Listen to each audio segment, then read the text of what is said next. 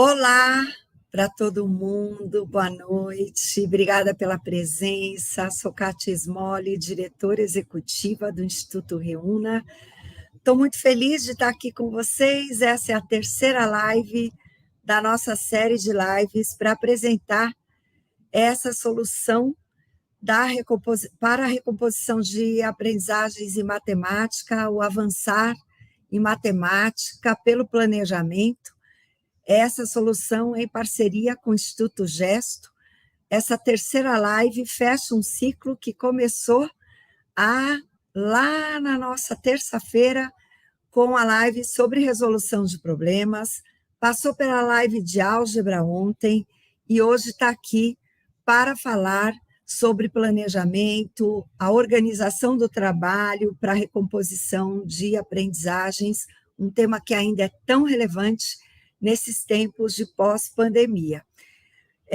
Eu estou aqui na minha casa, sou uma mulher branca, estou usando óculos, tenho cabelos curtos, hoje estou com uma roupa preta, atrás de mim tem uma estante com muitos livros, porque eu gosto muito de ler, né? Estou usando um óculos cor-de-rosa e tenho aqui um colar de pérolas com umas coisinhas douradas. Sejam muito bem-vindos. Eu vou trazer aqui para a tela, para dar um oi para vocês, a nossa convidada de hoje, a Adriana Amorim. Adriana, seja muito bem-vinda. Queria que você também fizesse a audiodescrição, mas antes, eu vou pedir para a Mariana deixar a sua apresentação na tela. A Adriana é pedagoga, especialista em planejamento e gestão educacional, com aperfeiçoamento em ferramentas de gestão técnico-pedagógicas, consultora de políticas educacionais do Instituto Gesto, nosso parceiro nessa solução, e eu sou diretora executiva do Instituto Reúna, conselheira do Conselho Estadual de Educação do Estado de São Paulo, fui secretária nacional de Educação Básica no governo federal em 2018, quando também fui conselheira nacional do Conselho Nacional de Educação e fiz já uma trajetória longa com formação de professores. Estou vendo, inclusive, aqui alguns amigos, alguns professores com quem eu fiz formação. Adriana, vem para cá, nós já temos muitas pessoas nos ouvindo, do Brasil todo. Gente, vou pedir para vocês que vocês deixem de onde vocês são, se apresentem aí no chat, depois eu vou comentar, que também vocês façam suas perguntas durante a fala da Adriana, a minha fala, nós vamos ter um tempo para trocar, e vamos lá, Adriana, dê seu boa noite para esse povo lindo que está aqui, eu vou já contar como é que vai ser a nossa live hoje. Isso, boa noite, Kátia, boa noite a todos que estão aqui presentes hoje, nesse momento muito feliz, em que a gente segue nessa sequência de lives. Queria muito trazer o abraço da professora Marisa, nossa coordenadora de Inovação e Desenvolvimento do Instituto Gesto, da Ana Letícia, né, que está junto nessa parceria com essa equipe aí maravilhosa do Reúna, o Igor, a Mariana, o João, e deixar também aqui já um abraço para todos os pontos focais, os nossos consultores das redes Gesto, que abraçaram o Avançar como essa estratégia de recomposição intensiva e estão já indo, né, para as escolas. O Avançar já está acontecendo em várias regiões do país, em redes estaduais e municipais. Então, esse também é um momento de encontro nosso com essas redes, e a gente está muito feliz com esse momento, vendo que é mais uma oportunidade da gente compreender um pouco mais a estrutura e aquilo que o Avançar propõe, e também entender de que modo ele ajuda e chega na nossa sala de aula de uma maneira muito potente para contribuir para o sucesso da aprendizagem dos nossos estudantes. Gente, eu estou feliz de ouvir, né, essa vozinha doce com esse sotaque lindo. A Adriana está falando com a gente lá de Recife, mas ela atua em muitas redes, depois ela conta um pouquinho isso. Então, olha, eu vou fazer uma introdução bem rápida, depois a Adriana faz a fala dela, uma fala de aproximadamente meia hora, e enquanto isso vocês vão deixando no nosso chat perguntas, comentários, considerações. O nosso foco hoje é muito voltado no planejamento, porque o avançar, no fundo, ajuda a gente a organizar o trabalho da recomposição por meio de uma ferramenta poderosa, que é o planejamento da aula, né? Trazendo aí toda uma engenharia de gestão da aula, de gestão da aprendizagem, gestão do tempo, né, Adriana, que é uma coisa super desafiadora para nós, que somos professores e que vamos ter que fazer uma priorização das aprendizagens. Então, já te trago já de volta, vou só fazer essa introdução e vamos seguir nessa conversa. Gente, a primeira coisa que eu queria falar para vocês é assim: se vocês perderam ou por um acaso não puderam estar conosco nas lives de resolução de problemas como fio condutor da recomposição de aprendizagens em matemática, ou na live de álgebra para a recomposição de aprendizagens, não deixem de vê-las. Vou pedir para o nosso time colocar aqui no chat os links das lives. Vocês podem não só assistir, acessar, mas podem compartilhar, assistir com seus amigos, divulgar, porque, de fato, elas foram bastante vistas e curtidas, e as perguntas foram muito incríveis. Vale a pena não só assistir aos vídeos, mas também ver os comentários, as respostas das perguntas. Também vou pedir a vocês que curtam a live, compartilhem a live de hoje para que mais pessoas possam ir chegando para esse momento conosco e aproveitar toda essa conversa com a Adriana, que é muito potente. Curtam, se inscrevam no nosso canal do YouTube, assim vocês vão poder ter muito acesso a todo o material do Instituto Reúna nesse canal, e também nos sigam nas redes sociais. O material que vocês vão ver hoje, o Avançar para a recomposição de aprendizagens em matemática, ele, nesse momento, está disponível integralmente, de forma gratuita, no nosso site, lá no site do Instituto Reúna. O time do Reúna também vai colocar o acesso aí. Ele está completo para o 9º ano, já está disponível para o 5º ano, mas vem novidade por aí. Nós vamos ter uma websérie sobre recomposição de aprendizagens. Já nós vamos ter todo o material de matemática para 4º ano, para 6º ano, 7º e 8º. Eu vou contar por que a gente priorizou 5º e 9º, já a gente conta sobre isso, mas a Adriana vai trazer uma dica de a gente poder usar o que já está pronto também para as outras séries. E é isso, né? Tem muita coisa lá no site do Reúna que vocês podem acessar, divulgar, compartilhar, usar na sua sala de aula, usar com seus alunos. Por que a gente está fazendo esse esforço tão grande para a matemática? Por conta desses resultados que vocês estão vendo aí, pessoal. O nosso percentual de estudantes com aprendizado adequado em matemática já era muito desafiador, ou seja, muitos estudantes já não aprendiam. E quando nós vemos o que aconteceu no país depois da pandemia, é bastante grave. Então, no SAEB de 2021, nós tínhamos um cenário onde nenhum estado no Brasil alcançou uma aprendizagem que tenha sido adequada para os alunos, nem do 9º ano, nem do 5º ano.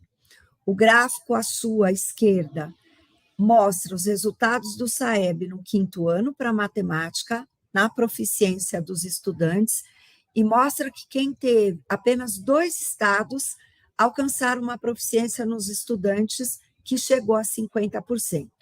Os outros estados alcançaram uma proficiência ou de 25% ou abaixo de 25%. E no 9º ano, todos os estados tiveram os alunos com proficiências abaixo de 25%.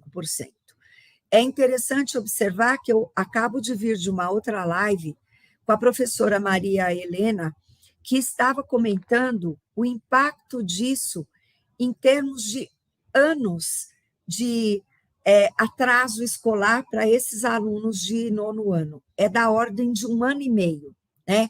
Então, os alunos em 2021 terminaram 1 ano e meio, terminaram o 9º ano como se eles estivessem terminando abaixo do 7º ano, no primeiro semestre, aliás, do 7º ano. Então, vocês veem que nós precisamos, de fato, cuidar da recomposição das aprendizagens.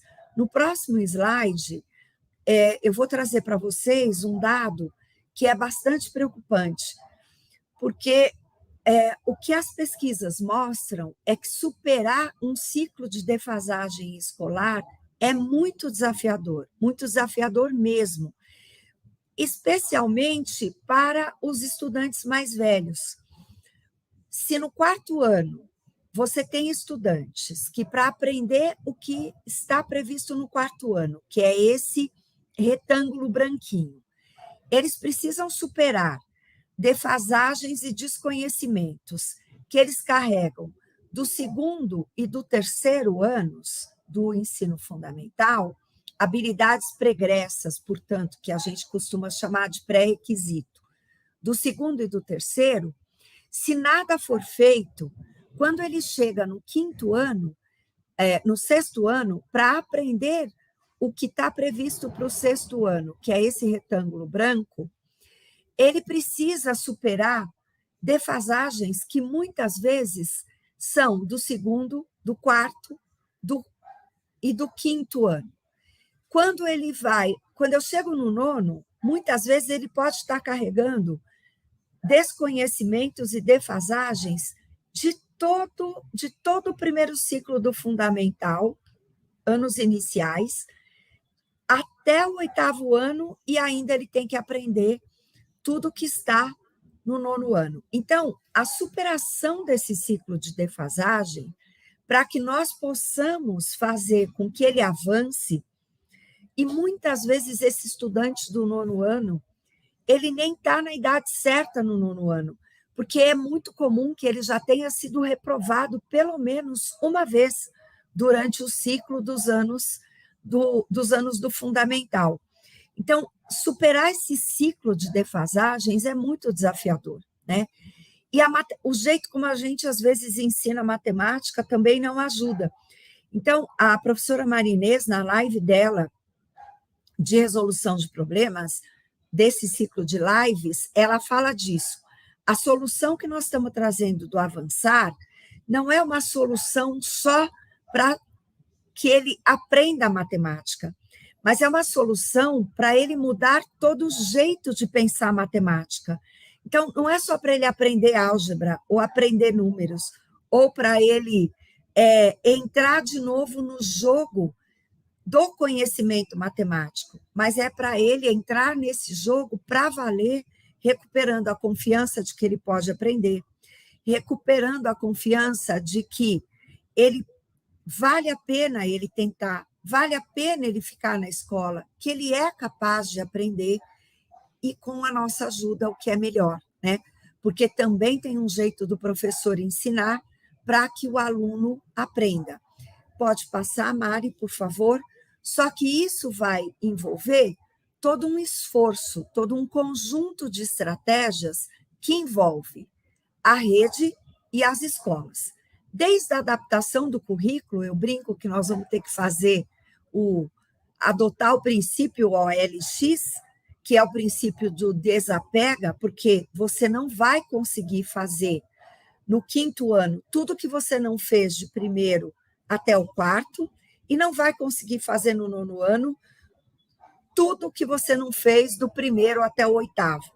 Vai ter que fazer escolhas, vai ter que fazer uma adaptação do currículo, vai ter que fazer uma adaptação do tempo, porque é impossível você fazer 8 anos em 1, 4 anos em 1. Então, você vai ter que adaptar o seu tempo, vai ter que adaptar as práticas pedagógicas, porque, a princípio, o jeito como a gente vem dando aula não está dando muito certo.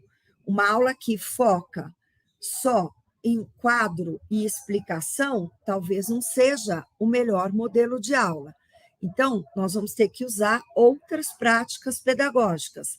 Vai ter que ajustar o tempo para ser muito eficiente o uso desse tempo para que o aluno aprenda. Vai ter que organizar essa aula para que o tempo possa ser o melhor, ter a melhor utilidade possível. Vai ter que usar a avaliação a favor da aprendizagem. Ela vai ter que ser diagnóstica para entender se o que eu estou ensinando o aluno está aprendendo, para buscar o aluno no ponto em que ele esteja e fazer com que ele avance. Mas, ao mesmo tempo, vai ter que ser uma avaliação acolhedora, a favor da aprendizagem. Ela não pode ser só no final de um ciclo.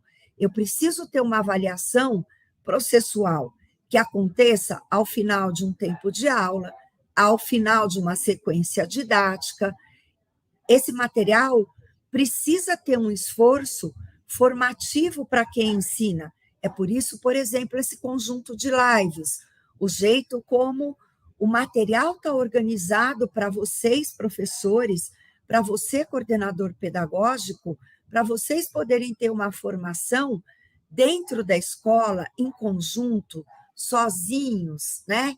Junto conosco, nesses momentos em que a gente vai trazer para vocês alguns princípios desse material e também o material didático apropriado.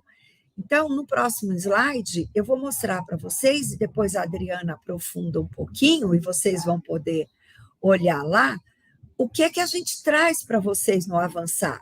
Como é que o Avançar está organizado? Mari, você passa, por favor, para a gente? Então, o que que o Avançar oferece, né? 4 recursos muito articulados. Um escopo sequência, que é um planejamento reverso. A gente organiza um mapa do mês com um conjunto de aulas. Nós pensamos em aproximadamente 4 aulas por semana, em que nós dizemos para cada semana e para cada aula quais são as habilidades que foram priorizadas, para quais unidades temáticas. Então, essas aulas são para números, para álgebra, para geometria, grandezas e medidas, probabilidade e estatística. As habilidades, gente, elas são muito grandes na base.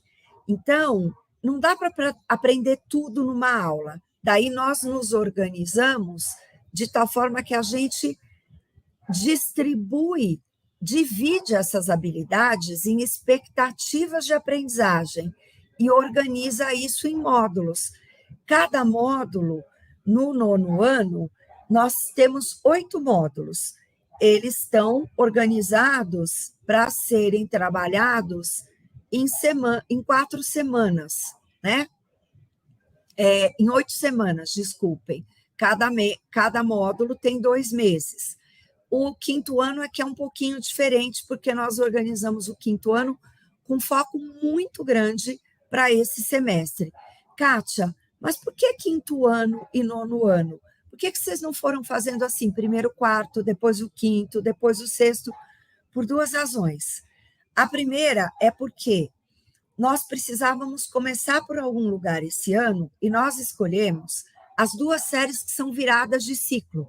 O 5º ano, que vira o ciclo para o 6º ao 9º, para a última etapa do fundamental, e o 9º ano, que vira o ciclo para o ensino médio.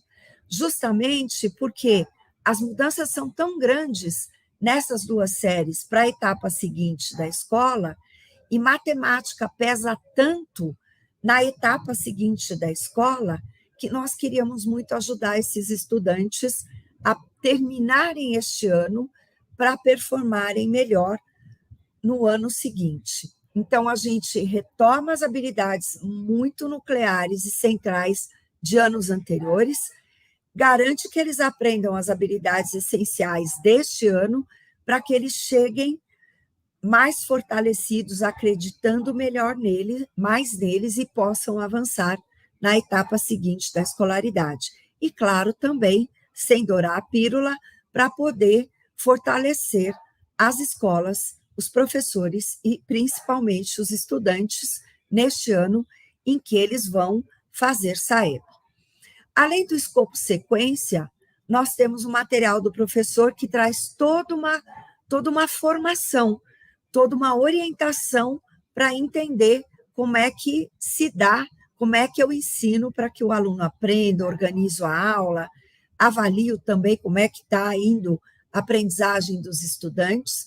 Aí nós incentivamos muito a autonomia dos estudantes por meio dos estudos orientados, então é um conjunto de tarefas que eles podem fazer além da aula, durante a aula, em tempos específicos, com toda uma orientação para vocês, em que eles vão aprender a estudar sozinhos, a entender por que algumas vezes algumas coisas são mais difíceis, como é que eles superam as dificuldades, tem todo ali um incentivo ao desenvolvimento socioemocional e uma série de materiais complementares, como sugestões de avaliações que vocês podem usar com os estudantes, algumas rubricas para os alunos e vocês fazerem processos de autoavaliação, alguns vídeos que a gente também está produzindo para vocês entenderem algumas respostas.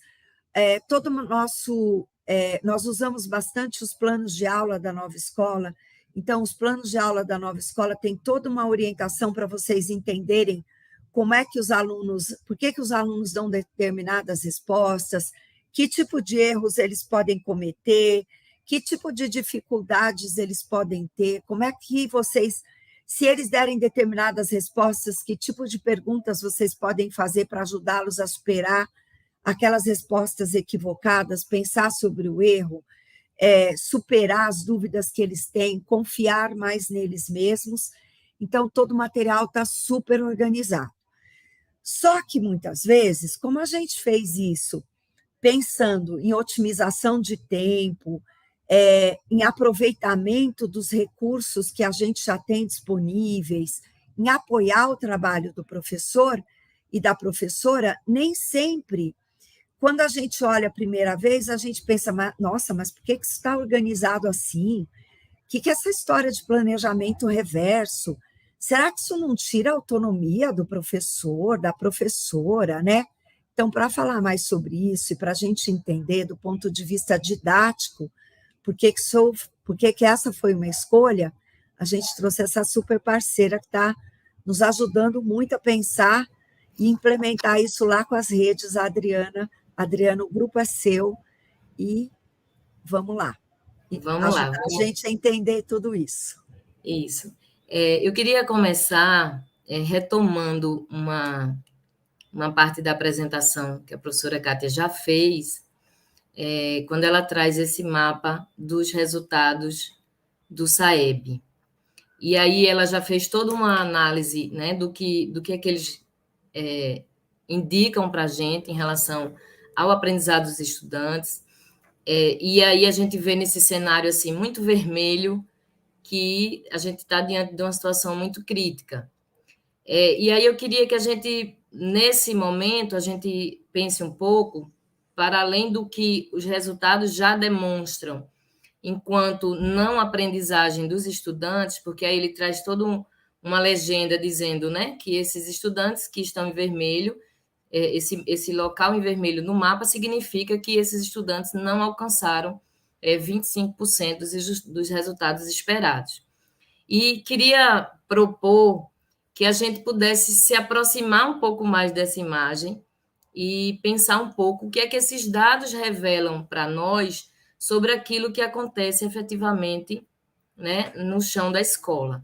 E aí, para a gente fazer esse exercício, eu vou pedir a Mari para trazer para a gente um vídeo que é meio que uma comparação do que a gente convida vocês a fazer nesse momento em relação a mergulhar no mapa. Igual quando a gente usa aquela ferramenta do Google Earth, que você pega o globo terrestre, né? E você vai se aproximando. Você solta, Mari, o vídeo?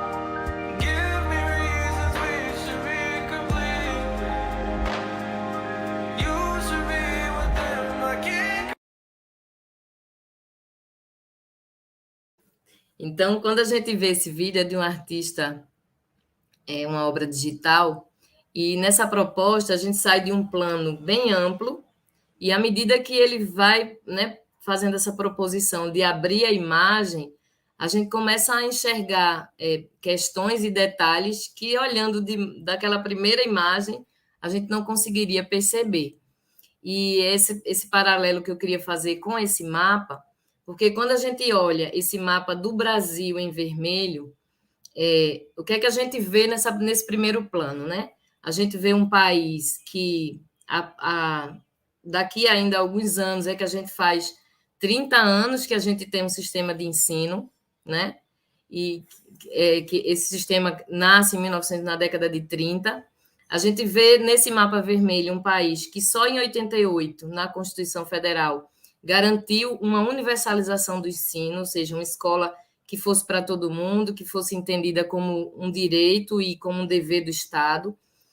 Só no final na década de 90 é que a gente começa a ter um sistema de avaliação externa, né? O SAEB vem com essa proposta de entender como esse sistema funciona, como essas aprendizagens acontecem.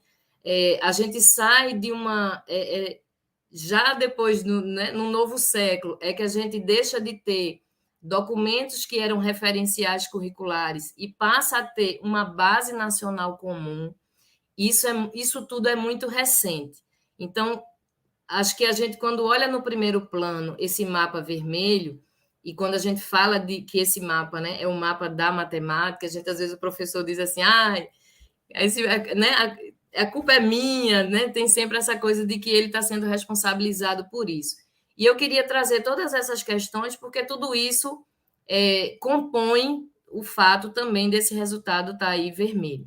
Mas se a gente abre um pouquinho mais, né, essa imagem, se aproxima da escola, a gente vai perceber também que nesse mapa vermelho do baixo resultado em matemática, a gente vai enxergar, abrindo mais essa imagem, que entre os estudantes que não aprendem, nós temos ainda, se fizermos um recorte de raça, a gente vai perceber que estudantes pretos, não brancos, aprendem menos do que os estudantes brancos, e isso também é algo que, no contexto, né, dessa política de recomposição, a gente não pode deixar passar desapercebido.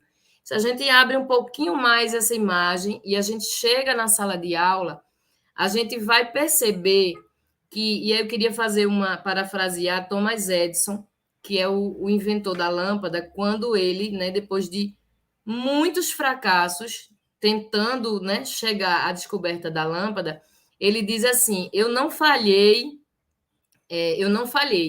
eu apenas descobri 10.000 maneiras que não funcionam. Então, quando eu olho para esse mapa, eu acho que a gente, como professor, precisa pensar que a gente já tem evidência aí de que se 75% das estratégias que a gente está utilizando na sala de aula, a gente já descobriu que elas não funcionam. Então, a gente precisa olhar para ele não apenas como resultado de um estudante que não aprendeu, mas de um processo de ensino-aprendizagem que não se concluiu plenamente, né? E aí, isso fazia a gente repensar essas estratégias, porque, embora a gente tenha nesse mapa um dado do último SAEB, né? Com todos os impactos, como a professora Kátia colocou, da pandemia, quando a gente pega a série histórica, a gente vai ver que a pandemia impactou, sim, em algumas redes que haviam né, apresentado um crescimento, e aí pouquíssimas redes conseguiram se manter. Foi esperado que essa queda acontecesse, mas quando a gente olha as proficiências nas séries históricas, a gente vai observar que essa queda da pandemia, às vezes, ela até nem foi tão grande, ou seja, o mapa já estava vermelho em 2019, em 2017, em 2015, e até onde a gente queira, e a gente vai ver que isso continua sendo crítico. Então, a necessidade de recompor essas aprendizagens, ela vai além disso. E aí a gente queria, justamente nesse sentido, passa, Mari, trazer um ponto que essa questão, né, de que é bem recente a gente ter uma base nacional curricular, que inspira, né, que é obrigatória, na verdade, ela é obrigatória, ela impacta os currículos de todas as redes estaduais e, consequentemente, das redes municipais. Isso também impacta o projeto político-pedagógico da escola e, naturalmente, isso também impacta o trabalho de planejamento que o professor faz em sala de aula. Então, o desafio que é você pensar uma base nacional que vem estruturada a partir não mais, né, daquela concepção de currículo que a gente tinha e que acompanha a gente até o final desse século passado, de que a gente olhava para o currículo e esperava encontrar ali um inventário de conteúdos, né? É isso que a gente precisa trabalhar durante cada ano letivo. Muitas vezes, então, apoiados num livro didático, e o professor se sentia seguro naquele material e dizia, bom, se eu, nesse ano letivo, vencer esse livro de capa a capa, eu fiz bem a minha tarefa, e está tudo, né? E tá tudo certo. E quando você muda essa perspectiva e você traz uma base curricular que apresenta o eixo fundamental dela é o desenvolvimento das habilidades, e isso, né, impacta os currículos estaduais municipais, isso impacta o projeto político-pedagógico e, naturalmente, isso deveria impactar também o que acontece no chão da sala de aula. Passa, Mari. E aí eu traduzo aquele mapa vermelho com essa imagem aí, né? Mostrando para a gente que essa figurinha aí, que é esse professor, né? O estudante que precisa chegar num objetivo, né? Eu planejo uma aula para atingir um objetivo.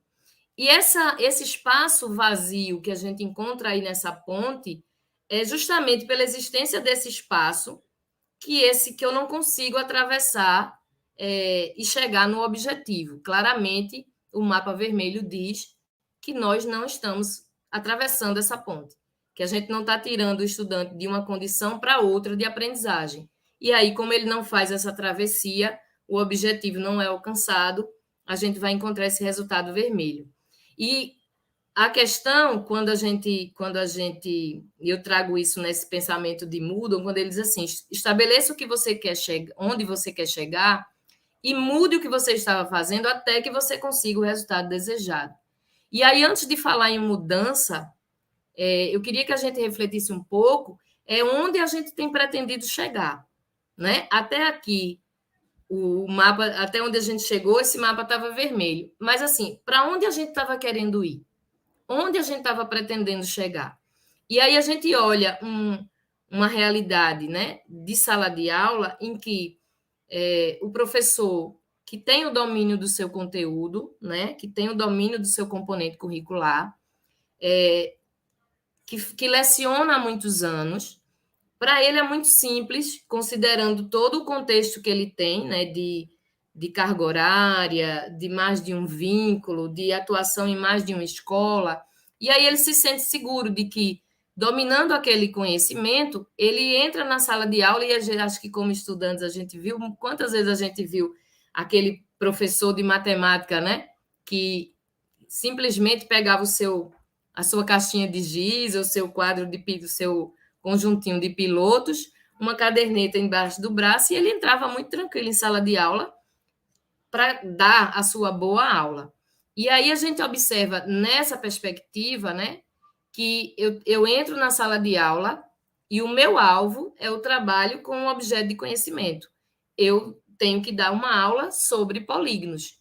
Se eu domino o conteúdo polígonos, eu tenho uma vasta experiência em docência, para mim não é problema nenhum. Eu entro na sala de aula e vou explicar aos meus alunos o que né, o que são polígonos, quais são os tipos de polígono, quais são as características, e eu vou, nessa perspectiva pedagógica, eu vou dar aula. Né? É isso que o professor José Pacheco, né, pontua, que enquanto a gente continuar insistindo que o papel da escola é dar aula, a gente vai continuar reproduzindo, talvez a gente não enxergue o que é que a gente precisa mudar para que a gente consiga alcançar os resultados desejados. E aí, mais adiante, no próximo slide, a gente percebe que são duas alternativas bem distintas quando o professor vai entrar na sala de aula, né? São duas alternativas bem distintas. Uma é, eu entro para desenvolver um objeto de conhecimento, para dar aula sobre um conteúdo, né? E aí eu vou explicar a aula, eu vou fazer exercícios, eu vou propor que ele, né, repita algumas vezes aquela série de exercícios, depois eu posso fazer um teste e repito mais algumas coisas, e depois eu avalio e verifico se eles aprenderam ou não aquele conteúdo. E aí a gente vê essa perspectiva bem, né, de ensino e depois verifico. Diferentemente de quando a gente entra com o nosso alvo, o nosso objetivo é o desenvolvimento de uma habilidade. Eu entro com um objetivo de aprendizagem. Então, não mais para trabalhar polígonos, mas para que, ao final daquele conjunto de aulas, ao final daquele bimestre, o meu estudante seja capaz de reconhecer, nomear, comparar polígonos, né? Classificá-los em regulares e não regulares, fazer suas representações. Então, assim, observe que não dá para a gente pensar que qualquer das duas alternativas de destino que a gente vai tomar aí, a gente consiga chegar no mesmo resultado, né? E, principalmente, pensar que para que eu desenvolva essa habilidade e eu atinja esse alvo, que são os objetivos de aprendizagem, o que está nessa lacuna aí, né, que na imagem anterior impedir a gente de atravessar essa ponte, são justamente as nossas escolhas pedagógicas, né? Por isso que eu digo, não é uma questão de a culpa é do professor, mas acho que a gente precisa pensar sobre as escolhas que a gente faz, né? Por quê? Porque embora a aprendizagem seja um fenômeno assim, complexo, é natural, porque a gente é do ser humano aprender. Hoje a gente só é o que é, porque a gente aprendeu desde o minuto em que a gente, né, chegou no mundo, desde a hora que a gente saiu da barriga da mãe da gente. A gente aprende tudo e absolutamente tudo, e a gente se humaniza com essa aprendizagem, com essa vida em sociedade, mas os conteúdos matemáticos, né, e as habilidades matemáticas, embora elas estejam ao nosso redor, nas mais diversas situações do cotidiano, aprender isso e desenvolver habilidades requer uma intencionalidade muito específica, né? Eu vi algumas vezes a professora Kátia dizer, ninguém conversa sobre equação de terceiro grau no almoço do domingo, né? Ninguém, isso não faz parte da vida cotidiana da gente, onde a gente aprende sobre a língua, por exemplo, em relação ao componente de língua portuguesa. Então, para a gente desenvolver uma habilidade, e aí eu acho que ainda tem uma outra questão, né, pedagógica, é que quando a gente olha para a base curricular, a gente entende que essa base apresenta habilidades, e essas habilidades elas estão dentro de uma pirâmide de complexidade. Então, uma habilidade que exija reconhecer tem um nível de complexidade cognitiva, uma habilidade que requeira uma comparação, ela está num outro patamar, uma habilidade em que o aluno precise, além de fazer uma comparação, criar alguma coisa. Então, essas habilidades que a base traz, elas têm proposições de complexidade distintas. Então, pensar que a gente vai desenvolver habilidade, isso não vai acontecer acidentalmente, ou isso não vai acontecer improvisadamente. Um professor que tem muitos anos de sala de aula pode precisar, por exemplo, substituir um colega, ter um repertório incrível e dar uma excelente aula, prazerosa, em que os alunos engajem, e ele vai se sair muito bem. Isso não significa que será que ele vai fazer isso todas as vezes, em todas as aulas que ele for dar, e a gente vai ter como consequência disso o desenvolvimento de uma habilidade? Então, voltando para a imagem do mapa, o que é que ele revela para a gente? Que nós temos uma avaliação externa que busca verificar se os direitos de aprendizagem apontados pela BNCC, eles foram garantidos. Então, quando o aluno se depara com uma avaliação externa, a gente vai verificar na avaliação se aquela habilidade, por exemplo, se essa habilidade relacionada a esse objeto de conhecimento foi ou não desenvolvida. Isso revela para a gente, no mínimo, um desencontro da gente, na sala de aula, ainda permanecer trabalhando os objetos de conhecimento e dando aula sobre conteúdos matemáticos, e a gente prepara o aluno para repetir exercícios, né, para decorar determinadas fórmulas, e, obviamente, gente, eu estou falando sendo bem genérica, né? E a gente faça um trabalho nessa perspectiva do objeto do conhecimento, e a base chega e traz questões que apresentam uma complexidade e se colocam de uma maneira, por exemplo, para verificar se o aluno é capaz de fazer uma comparação. E aí o resultado acaba sendo muito ruim, porque essas duas coisas não se encontram. Porque o esforço que a gente está fazendo na sala de aula, enquanto for para trabalhar o objeto de conhecimento, a gente não dialoga com aquilo que vai ser objeto da avaliação. E aí a questão central é a gente pensar sobre tudo que envolve um trabalho de planejamento para o desenvolvimento de habilidades e, a partir disso, definir escolhas pedagógicas diferentes. Passa, Mari. E aí a gente traz essa premissa, né? A de que o planejamento não é um ato burocrático. Planejamento é um ato criativo. E aí eu queria até solicitar a vocês que interajam aqui um pouquinho no chat, e vocês podiam falar um pouco para mim do seguinte: se a gente tivesse pensando numa prova do Big Brother, sabe o paredão, onde a gente coloca quem é que vai para o paredão é aquela pessoa que você quer eliminar do jogo. Então, assim, pensando no planejamento que a gente vê acontecer na escola onde a gente está, não é das concepções de planejamento, são as práticas de planejamento, né? Esse planejamento, como ele acontece na escola. Se a gente pudesse eliminar algum tipo de planejamento, né, que a gente entende que ele não contribui para o sucesso, qual seria esse planejamento que a gente eliminaria? Que tipo de planejamento você vê na sua escola e que você entende que não contribui para esse sucesso do desenvolvimento de habilidades?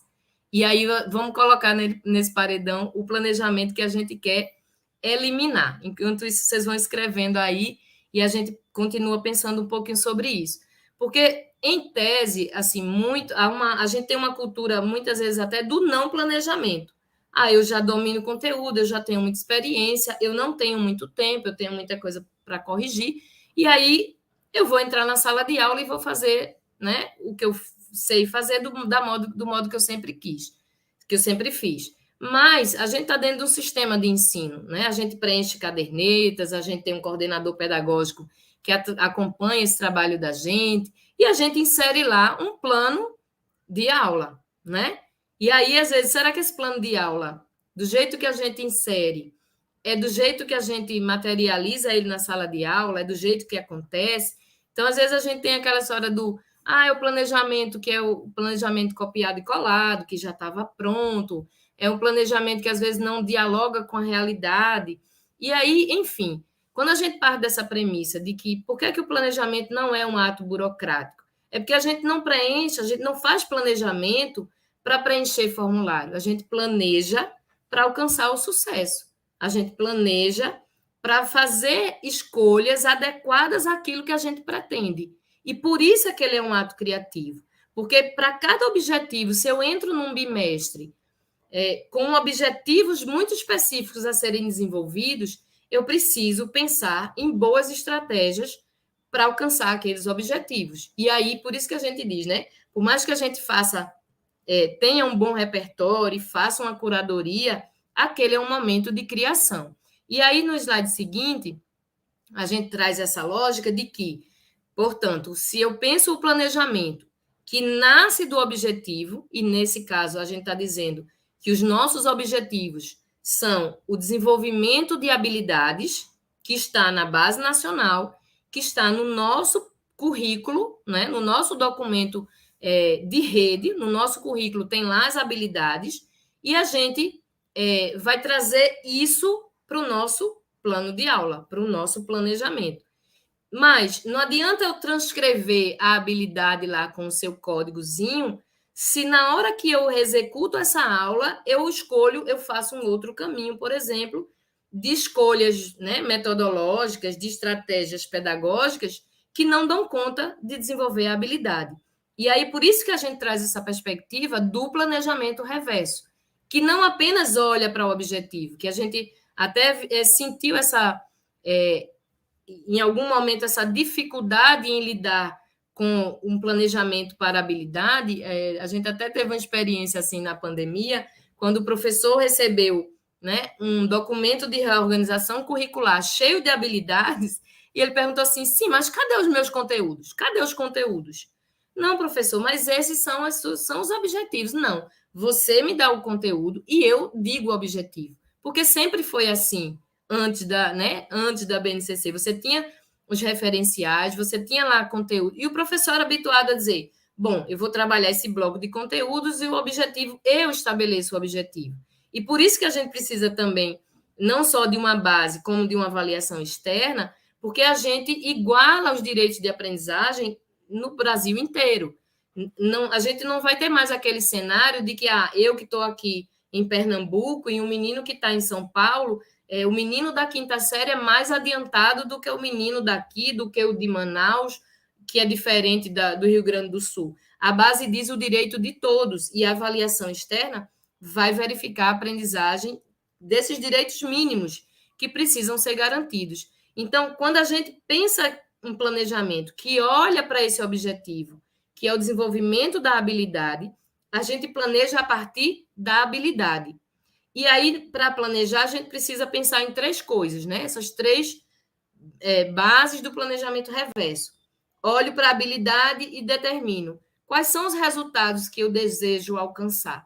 Eu já começo o bimestre, né? Eu já começo o ano letivo, eu já começo cada bimestre dizendo: olha, essas são as habilidades, esse é o nosso ponto de chegada, esse é o nosso alvo. E quais são os resultados que eu espero que esse estudante aprenda, apresente, quais são os resultados desejáveis, quais são as evidências que ele vai me dar de que ele alcançou esse resultado. E aí, a partir de enxergar o resultado, enxergar que evidências eu quero, eu vou pensar em quais são as experiências de aprendizagem que dão conta de fazer o menino atravessar essa ponte e chegar no alvo, que é o resultado desejável. Quando a gente senta para fazer esse planejamento reverso, aí a gente sai daquela lógica de já está tudo aqui na minha cabeça e está tudo pronto e eu só entro na sala e dou aula. Porque se eu preciso que o aluno compare, eu não vou fazer isso expositivamente. Eu vou pensar em boas estratégias pedagógicas em que ele, como a professora trouxe ontem, né, o papel do erro, em que ele vivencie esse desafio de comparar, que ele faça distinções, que ele pense sobre aquilo, que isso aconteça de uma maneira prazerosa, de uma maneira desafiadora, lúdica e, portanto, engajadora. E desses conhecimentos que eu trabalho, através dessa estratégia, eu vou aproximando, né, naquilo que Vygotsky traz como zona de desenvolvimento proximal, daquele saber que é o que eu prevejo chegar com a habilidade que eu pretendo desenvolver. E aí, isso requer o ato criativo. Isso requer pensar sobre a boa estratégia. Se essa boa estratégia vai ser um jogo, ainda um jogo matemático que já exista, mas, por exemplo, se eu for trabalhar dados estatísticos, se eu for trabalhar gráficos, e aí, de repente, eu abro um jornal e vejo lá estatísticas sobre, sei lá, violência doméstica ou desmatamento, e eu digo: isso aqui é uma boa situação que está no contexto do meu estudante, eu vou separar isso aqui, porque quando eu chegar lá na aula em que eu for trabalhar estatística, eu vou trazer esse dado. A gente que é professor e que fica atento ao que está em volta, a gente fica guardando esses dados, esses recursos para levar para aquela sala de aula e ajudar o estudante a pensar sobre aquilo. Ou a gente vai fazer esse trabalho de pesquisa. E eu digo a vocês, assim, trabalhei muito com formação de professor, né, no normal médio, E a nova escola era esse lugar de busca, né? Era esse baú em que você encontrava lá toda essa estratégia muito bem desenhada, ajudando a gente a vencer uma dificuldade, que é essa do tempo escasso, e principalmente também, acho que de pensar um modelo de aula que vai estar mais conectado com esses objetivos de aprendizagem, com essas habilidades. Passa, Mari. Então, eu trouxe aqui para vocês, né, nesse exemplo anterior que eu falei, desse professor que precisa alcançar um alvo, né? Ele tem um objetivo, e 2 caminhos ele pode fazer: o do objeto de conhecimento ou o desenvolvimento da habilidade. Então, quando a gente acessa o material do Avançar e encontra aí o escopo sequência, eu fiz um recordezinho assim, dentro do módulo 1, na semana 4, onde o assunto era esse, onde a gente tinha o objeto de conhecimento polígonos, né? Que foi o que eu usei aí nesse exemplo da ilustração. E aí a gente já entra planejando essa aula, pensando em qual é o objeto de conhecimento que está relacionado àquilo, né? Porque está contido, mas principalmente qual é a habilidade que a gente vai desenvolver. E aí, se a gente pega a habilidade e vai pensar, destrinchar essa habilidade no tempo pedagógico, por exemplo, né? De 2 semanas, a gente vai ter que estimar tempo para isso, né? Se é uma aula, se são 2 aulas, se as aulas são geminadas, o que é que eu vou fazer em cada aula para dar conta disso? Eu já preciso pensar o tempo pedagógico, porque é outra coisa que às vezes também vai acontecendo meio assim, eu vou seguindo aqui, e lá no fim, às vezes, eu vi que não deu tempo, não deu tempo de fazer tudo. Mas, assim, será que a gente pensou esse tempo pedagógico amplo? A gente pensou ele desde o começo? A gente dividiu o que é que a gente ia fazer em cada momento? Que expectativa de aprendizagem a gente tinha para cada momento? Ou a pessoa vai fazendo, e aí, no fim, ele vê que alguma coisa ficou comprometida e não deu tempo. E aí, o que é que a gente encontra no escopo sequência? Essa habilidade dividida em expectativas de aprendizagem, e essas expectativas de aprendizagem organizadas em cada aula. E assim, aí eu acho que aquilo que eu tinha dito, né?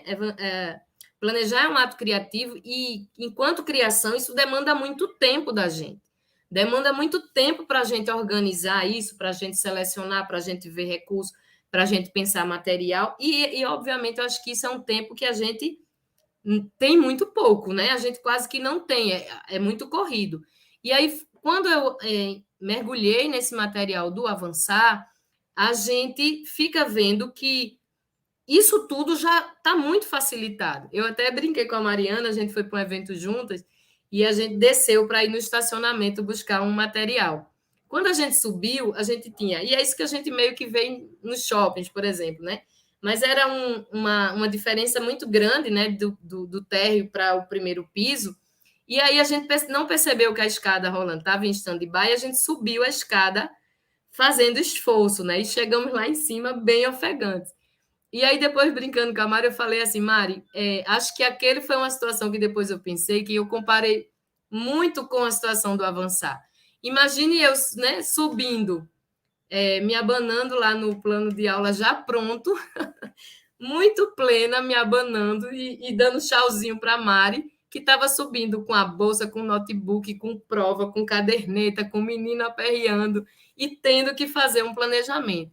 Então, assim, acho que a professora Kátia fala com muita, né, tem afirmado assim muito que essa autonomia docente, essa autonomia por fazer as escolhas pedagógicas, isso é algo, digamos assim, inegociável. E, de forma alguma, o trabalho do escopo sequência tem esse papel. Você olha e vê o que faz sentido aplicar. A minha questão é, pelo que a gente troca, por exemplo, essa sugestão de uma boa aula.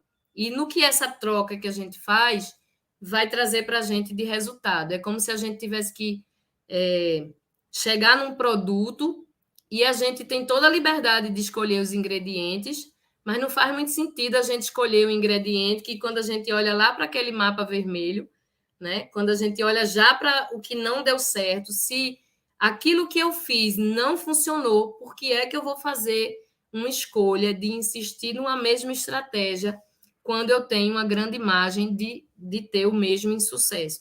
E aí a gente, quando coloca ali, preenchendo aquela lacuna, as escolhas pedagógicas, é porque a gente também entende que, embora a gente fale de ensino-aprendizagem como uma via de mão dupla, né, a gente pode ter ensino e não ter aprendizagem, né, que é o que a gente vê refletido lá no mapa vermelho. Houve ensino, houve aprendizagem, não. Mas a gente não tem aprendizagem sem uma boa estratégia de ensino. Então, acho que essa imagem que eu trouxe, né, de você na frente de um alvo e você escolher um caminho para fazer, a gente fazer aquilo que faça a gente reduzir essa defasagem de aprendizagem que já é histórica e que já vem se revelando. E, principalmente, pensarmos que quando a gente olha para o planejamento, volta um slide só, Mari, por favor. A gente pensar, e aí eu falo também para os coordenadores pedagógicos que estão aqui com a gente, que vão acompanhar professores que estão implementando o avançar, coordenadores que têm esse papel de apoiar, né, os professores em contribuir com esse planejamento. Qual é o trabalho essencial da coordenação pedagógica junto a esses planejamentos, a esses planos de aula de professores? É a gente verificar se há um alinhamento entre o objetivo, entre a metodologia que o professor está utilizando, ou seja, essa estratégia dá conta de desenvolver esse objetivo, essa habilidade, e, por outro lado, se a gente tem uma avaliação que está alinhada à metodologia e que está alinhada aos objetivos.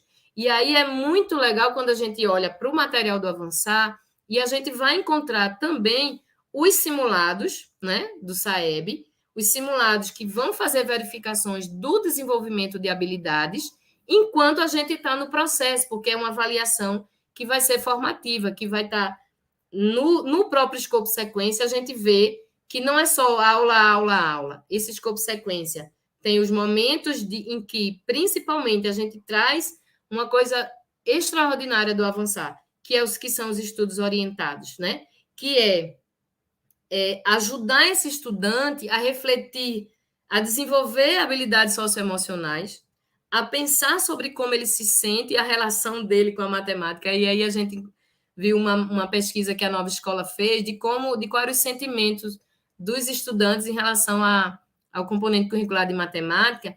E aí, engraçado que quando a gente olha para os dois mapas, os mapas do Fundamental 1 ainda tem campos em laranja, ou seja, o resultado do Fundamental 1 ele é melhor do que o do Fundamental 2. E quando a gente vê essa pesquisa da Nova Escola, de como o aluno se sente em relação à matemática, né, que palavra traduz, e você encontra lá feliz, você encontra palavras como feliz, legal, que a professora, que gosta da professora. E aí, quando você vai para o Fundamental 2, as palavras já são bem diferentes. O estudante já diz que é chato, que é difícil, que aparece a palavra triste, aparece a palavra ódio. Então, assim, a gente tem uma relação, por isso que ontem também a professora trouxe dessa coisa da necessidade de um trabalho de autoconfiança. E a gente vê muito isso no material do Avançar. Os desafios, a ludicidade, o professor colocando esse aluno no centro da aula, ouvindo como é que ele chegou naquele resultado, qual foi a estratégia que ele utilizou, por que é que ele está pensando daquele jeito. E aí, né, como diz Vygotsky, que a fala organiza o pensamento. Esse professor, ele não entrega nada pronto. Ele, de fato, propõe essas situações desafiadoras, né, de desequilibração, equilibração, faz esse estudante participar ativamente do processo da aprendizagem, organiza isso, esse estudante, nos estudos dirigidos, assume aí, e aí o próprio material faz uma construçãozinha, não é só chegar e entregar o material de estudo dirigido, né? Existe uma abertura, existe uma sensibilização para o estudante. No material, a gente encontra assim, uns termômetrozinhos assim, de como é que ele está se avaliando. Essa questão de partir de uma habilidade, né, partir desse objetivo, ele é algo que é compartilhado com o estudante. Então, assim, quantas vezes na sala de aula o professor faz um percurso e a gente nem sabia o que é que ele queria de fato, o que é que ele ia avaliar, o que é que ele esperava que a gente demonstrasse que aprendesse, que aprendeu. Então, no estudo dirigido, a gente tem todo esse trabalho de colocar o aluno no centro dessa atividade, de assumir esse protagonismo, de refletir sobre isso, de se perceber, né, no seu percurso. O material traz uma série de materiais complementares, mas um deles que eu destaquei muito relevante, que são as rubricas.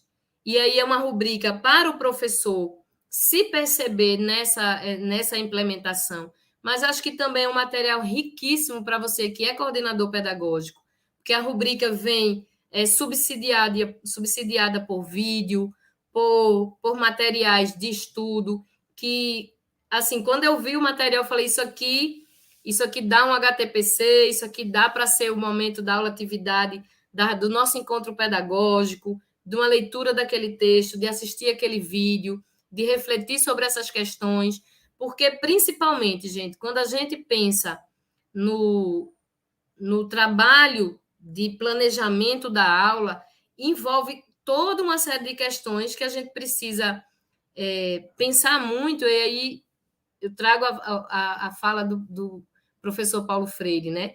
Desse trabalho nosso enquanto professor de assumir um compromisso ético com a aprendizagem.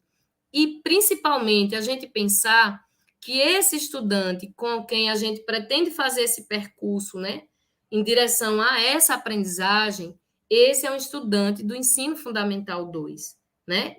Esse é um estudante que é um adolescente. Esse que está na minha sala de aula é um cérebro adolescente, com toda a sua configuração de adolescência.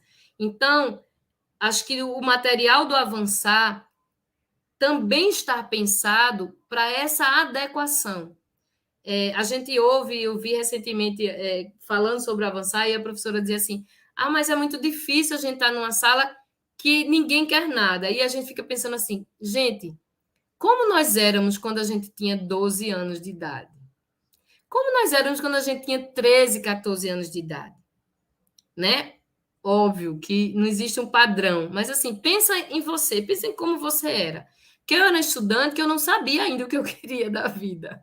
O normal é um estudante de 12, 13 anos não saber o que ele quer da vida. Não sentar num banco de uma sala de aula e dizer assim, preciso muito aprender isso aqui, porque no futuro serei engenheiro, no futuro serei biomédico, no futuro serei... E agora eu preciso dessa habilidade e desse conhecimento. A gente não vai ter esse cenário. A gente vai ter um cenário de um estudante que é desse mundo, né, VUCA, desse mundo instável, desse mundo digital, em que a gente precisa, em que a gente concorre com um universo de coisas muito engajadoras, e que a gente tem esse imenso desafio de planejar uma aula que seja engajadora, mas, sobretudo, uma aula que seja prazerosa. E diria a vocês, aprender é sempre uma experiência prazerosa. Sair do não saber para o saber é sempre uma experiência muito gostosa. E aí, para a gente finalizar, eu queria compartilhar com vocês, para demonstrar de fato isso que a gente está trazendo. Mari, acho que agora você para o compartilhamento. Ai, perdão.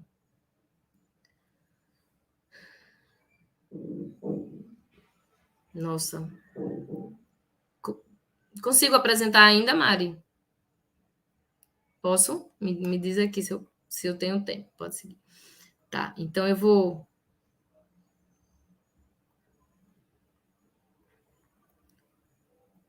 compartilhar com vocês aqui.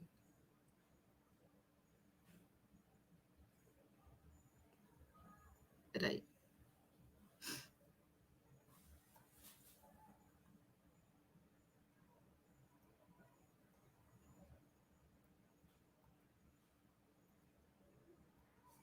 Isso. Está visualizando agora?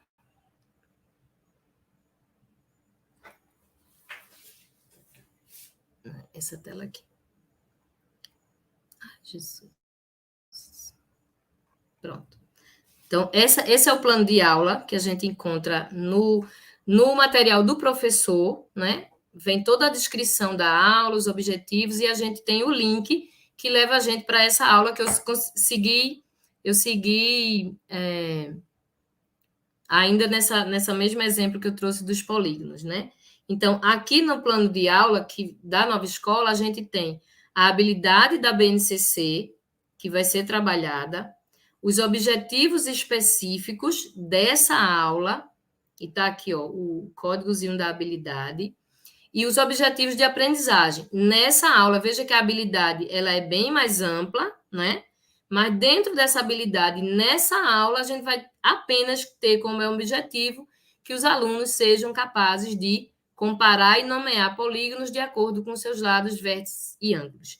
Veja que, normalmente, o trabalho é por semana e isso está organizado em aulas diferentes, né? E o objetivo dessa aula especificamente é esse. Aqui a gente encontra um resumo da aula, ou seja, aquele trabalho de você sentar, né, criar aí sua planilhazinha e pensar em o objetivo é esse, como é que eu começo, qual é a atividade de aquecimento que eu vou fazer? Peraí, deixa eu ver, o que é que eu posso fazer para ajudar meu estudante a comparar e nomear polígonos? Então, assim, a gente tem uma sugestão de objetivos ligadas ao objetivo principal de uma atividade de aquecimento, a própria atividade, e aí isso está já sugerido dentro de um tempo, para que a gente consiga otimizar mesmo o tempo pedagógico, que é algo que a gente se desperdiça assim, com muita facilidade, mas para a gente fazer com que esse tempo de aula dê conta disso, e se a gente tiver com tudo isso muito organizado, isso é muito mais fácil. E aí a gente tem essa atividade principal, depois uma atividade que é discutir as soluções, onde os alunos chegaram, encerrar essa atividade, e aí depois a gente tem essa atividade de raio-x, que acho que é engraçado que a gente fala, né, em neurociência, do quanto é importante para a gente gerar uma memória de longo prazo, né, para contribuir com que essa memória de trabalho ela não suma muito rápido, é a gente retomar e a gente voltar. E aí a gente tem nessa atividade de raio-x, uma atividade que é individual e que vai checar se naquele momento os alunos já conseguiram, né, sair dessa aula com as percepções que a gente esperava. E aí, dentro disso, a gente tem a descrição de cada atividade, do tempo, né, qual é o propósito daquela atividade. Os slides também vão estar disponíveis, vocês, quando baixa a aula, tem lá o material complementar com tudo isso. Uma orientação de como fazer, qual é o propósito disso. Então, o material que vai ser disponibilizado para o estudante já está lá, é só baixar e imprimir, né? E tudo a gente vai vendo aqui, isso aqui é só uma provinha para vocês, né? Uma amostrazinha, de que tudo está muito orientado e principalmente colocado sobre os propósitos que cada atividade tem e o modo como isso contribui para lá. Então, tem lá a atividade principal, como é que ela vai ser feita. Então, aqui teria uma cartolina com as diferentes possibilidades do polígono, o menino ia ter que cortar, ele ia ter que classificar né, corretamente, e aí tem toda uma orientação de como essa aula funciona, vai analisar as situações, e aí tem um encerramento, né, com a atividade dos estudantes, e aqui depois tem o raio-x, o menino lê a atividade, e aí ele sozinho vai checar a compreensão que ele teve sobre aquele ponto da aula. E aí vem toda a explicação, o material de apoio que você tem, aqui a atividade principal, atividade 2, a complementar, o raio-x, né? Textos de apoio, guia de intervenção, sugestões de referências bibliográficas. Então, assim, gente, de verdade, aqui uma opção, caso fosse uma adaptação para o ensino remoto. Então, assim, acho que considerações sobre o plano de aula, enfim, acho que a gente encontra aqui no material, acho que, assim, eu digo assim, é a mão na roda, né? É algo que no cenário que a gente tem, do que a gente precisaria desenvolver para uma aula que olhe um planejamento de aula, um planejamento reverso, que olhe para as habilidades e que faça boas escolhas pedagógicas para as habilidades, a gente encontra no material que o Reúna fez de uma maneira fantástica, uma curadoria, gente, um material que pega o mapa de foco, que já considera, partindo do mapa de foco, o que é fundamental e essencial, e faz uma curadoria para trazer planos de aula que dialoguem com todas essas habilidades que estão no mapa de foco. Acho que é um experimento que vale a pena a gente fazer, olhar para o sucesso que esses planejamentos podem nos dar, principalmente em relação à satisfação, e a gente até acho que eu testaria, depois de fazer, perguntar para os meus alunos como é que eles se sentiram, que palavras traduzem, porque aí a gente vai ter boas respostas, né? E a gente pensar nisso como uma contribuição muito grande para isso que é uma condição urgente, que é recompor essas aprendizagens, e a gente, no futuro bem próximo, ainda que essa recomposição, por um tempo, continue sendo necessária, mas a gente não vai tornar esse mapa verde se a gente insistir em fazer as coisas como a gente sempre fez. E aí eu acho que o avançar cria uma sinalização muito eficiente para um novo percurso dentro da sala de aula. E aí, óbvio, é um plano que está pronto, mas que aumenta o nosso repertório, que faz com que a gente realize aulas melhores. E aí, nesse caso, a gente não faça o avançar. Tem uma estrutura para o 9º ano, né, professora?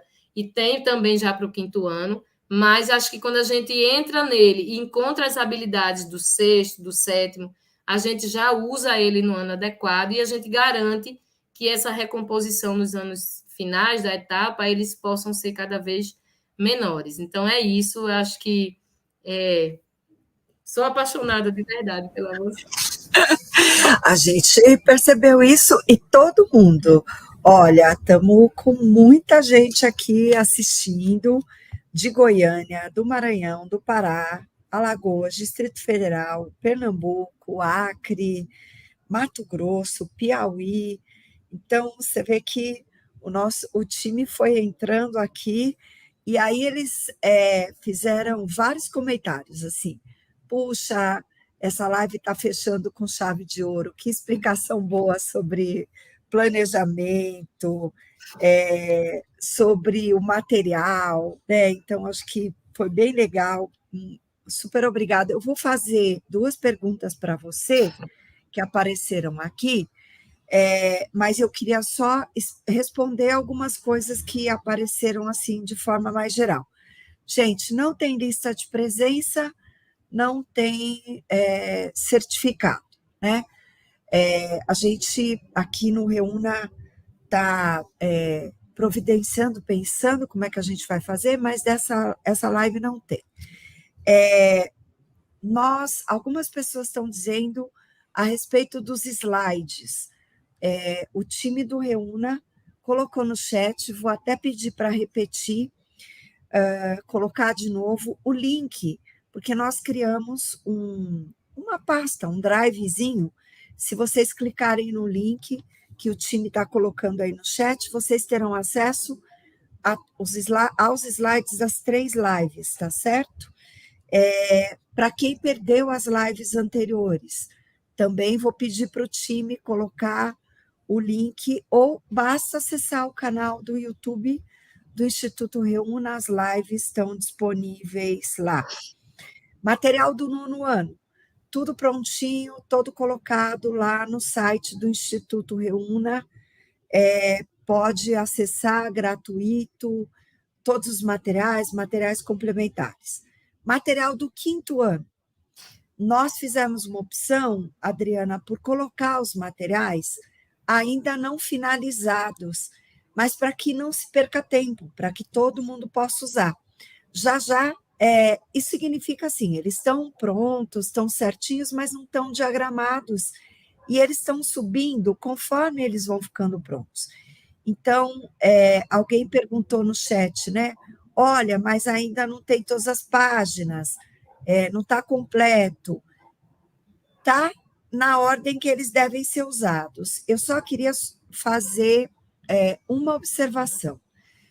Tanto para o 9º ano quanto para o 5º ano, as últimas etapas, então, no caso do 9º ano, módulo 4, e no caso do 5º ano, a 8ª semana, são para serem usados no pós-SAEB, que são as etapas de finalização do ano, muito mergulhando nas habilidades já de fechamento do ano, que são aquelas muito essenciais para preparar os estudantes para o 6º ano e para a primeira série do médio. Então, se vocês tiverem que priorizar, priorizem, no caso do 9º ano, as habilidades do 1º, 2º e 3º módulos, e no caso do 5º ano, as 4 primeiras semanas, tá certo? E aí, Adriana fazendo 2 perguntas, né? A primeira é as pessoas dizendo assim, olha, mas vocês fizeram 8 módulos para o 9º ano. E agora? A gente já está aqui, hoje já é dia 17 de agosto. Como é que eu uso, né, esses módulos? E a outra puxa, mas não tem nada para o 7º ano? Não tem nada para o 4º ano? Né? Por que vocês só fizeram 5º e 9º? Eu não vou poder usar isso. Eles querem saber se tem uma dica para essas 2 situações, né? Uma primeira coisa, assim, é que a gente vê que ano de SAEB é um ano que preocupa muito as redes para desenvolver ações para o SAEB. E aí eu acho que a proposta do Avançar, embora impacte na hora que você desenvolve essas habilidades e esse menino é submetido a uma avaliação externa, naturalmente ele vai estar em melhor condição de responder. Mas a gente está falando numa estratégia como Avançar, que pensa a saída desse menino da etapa do 9º ano. E aí a gente tem que, eu diria assim, acho que tem que priorizar muito o tempo pedagógico de quem está saindo da etapa, priorizar mesmo, não perder um minuto para conseguir fazer o máximo possível até o final da etapa, até o final do ano. Isso é um ponto. O outro as redes têm se organizado em relação a olhar para o escopo sequência e entender, avaliando no ano letivo de 2023, quais foram aquelas habilidades que a gente já enxerga que possam ter sido desenvolvidas. Então, obviamente, que o trabalho está estruturado em 4 módulos, mas se eu até utilizando a avaliação que o próprio Avançar traz, eu submeto esse estudante, aí a gente não está falando de conteúdo dado. No primeiro bimestre eu já desse conteúdo, eu não vou voltar. Ok, mas, por exemplo, quando você pega os resultados da turma ou da escola e você diz assim, se o ano letivo encerrasse hoje, quantos alunos da sua sala estariam abaixo da média? Isso já dá uma boa indicação para a gente de que a habilidade não foi desenvolvida. E aí a gente tem 2 opções. Não, aliás, a opção é única. Aplicar o OLX. Então, a gente tem que fazer uma escolha.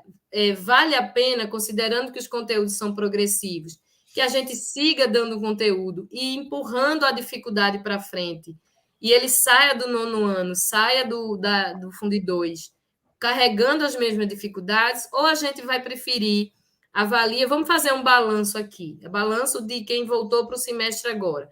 São essas habilidades. E aí eu vou no escopo sequência e já parto daquilo onde isso aqui está tranquilo, ou eu vou fazer uma coisa assim, muito breve, só para dar aquela refrescada na memória, e sigo adiante com aquilo que o meu aluno e a minha realidade me diz que eu tenho a condição de fazer. Em relação aos anos anteriores, é aquilo que eu até comentei, né? Entra no escopo sequência, quando a gente pega o mapa de foco, a gente vai encontrar habilidades que são do 8º ano, por exemplo, mas que estão vinculadas a uma habilidade do 7º ou do 6º, e aí a gente vai, no escopo sequência, a gente vai encontrar essa conexão com a habilidade que não é do 9º ano e que a gente vai poder acessar o material e desenvolver já na série adequada essa atividade. Eu não veria, acho que é só você, acho que quando vocês entram no material, baixa o escopo sequência e se ambienta, você vai entender que isso é muito simples. Muito bom, Adriana, super obrigada pelo seu tempo, pela sua disponibilidade. Gente, vocês foram me vendo aqui, olhar aqui, porque eu fui vendo os comentários, estava aqui também acompanhando no YouTube, né? Porque a gente tem um chat interno, mas eu gosto também de acompanhar para ver se não perdemos nada. Olha, obrigada a todo o time que nos acompanhou, tanto o time do Gesto, que tem sido super parceiro. Então, na sua pessoa, Adriana, quero deixar um abraço também para a equipe toda, que a gente sabe que está se esforçando bastante. Leve o nosso abraço, né, para a querida Marisa, que além de ser parceira de vocês, né, na liderança, é nossa conselheira aqui no Instituto. Também ao João, que tem aqui pelo lado do Reúna, cuidado também de apoiar a implementação. Igor, que está liderando aqui o trabalho, a Mariana, que vai escrevendo o tempo todo aqui a paixão que ela tem, né, Mari? Ao time do Matema, que nos acompanhou nas lives anteriores e que tem se dedicado muito para produzir todas as sequências e todos os mapas e todo o escopo sequência. Ao time de comunicação do Reúna, Vinícius, que está em todas as lives aí acompanhando o chat, mandando para cá as perguntas. Então, as coisas acontecem aqui, mas elas acontecem porque tem um time inteiro de 2 institutos que estão se esforçando muito para fazer com que as coisas avancem na recomposição de aprendizagem. Professoras e professores que fazem acontecer na sala de aula, não desistam, porque as pessoas valem a pena. E os nossos jovens, os nossos adolescentes são o nosso futuro, eles são a solução. Eu tenho dito sempre isso. Então, muito bom contar com vocês nessas lives. Aguardem, tem mais coisas por aí. Contem conosco, nós estamos por aqui. Contem com o Instituto Reúna, com o Instituto Gesto. Vamos avançar, eu tenho certeza. Uma boa noite, gente. Obrigada pela presença de todos.